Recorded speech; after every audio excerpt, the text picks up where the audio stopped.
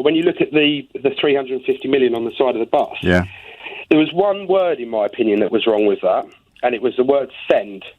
Right. We send 350 million to the EU. We don't. We send 150, 160. Now, we could go over old ground and debate that as well. But that's not. Yeah, and that is the spin. Now, no, hang on. You can't be. The problem can't be with the word send if the numbers are wrong, mate.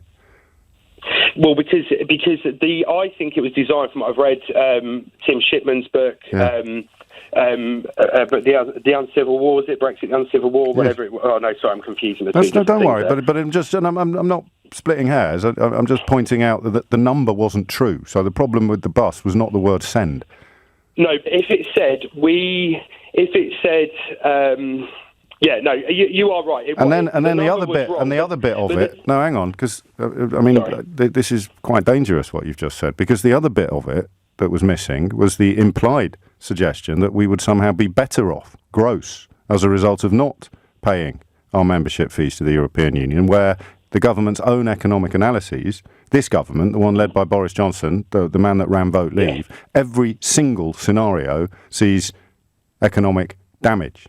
The only argument is about how much. So we are going to be worse off. And that bus not only got the number wrong, and under your analysis the word send wrong, but the implied suggestion that we would have money to spare as a result of leaving the European Union was a massive lie.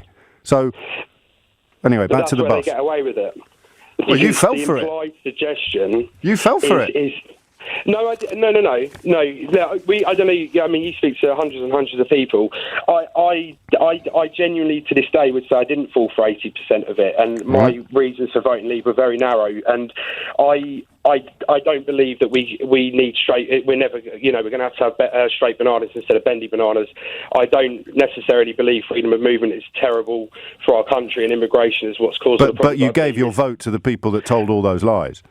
I gave my vote to the cause of Leave. No. You gave your vote to the people who told those lies. You gave your vote to the people that painted that bus. You gave your vote to the people who claimed we could have our cake and eat it. Whether you like it or not, Darren, you did. I understand why you're saying that. But No. You did. Did you give your vote to the people who told the lies, or did you give your vote to the people who were on the other side? Well, there were lies on both sides. No, there weren't. There were. No, there weren't. There were forecasts and analyses that have not been borne out by events. Mark Carney has done more to undermine his own economic forecasts than any Bank of England governor in history. Let me make this point, James. I agree with you. Yeah, but you're still in denial, mate. You gave your vote to the liars. You always say about Mark Carney on the morning of the referendum done everything he possibly could to break his own forecast. Yeah? Yes. Now that is true, but what he should have done to substantiate so he wasn't a liar, was he? Vote, what he should have done, he spun it. He should have said before the vote, unless I do this on the morning of the referendum result, this is what it will lead to.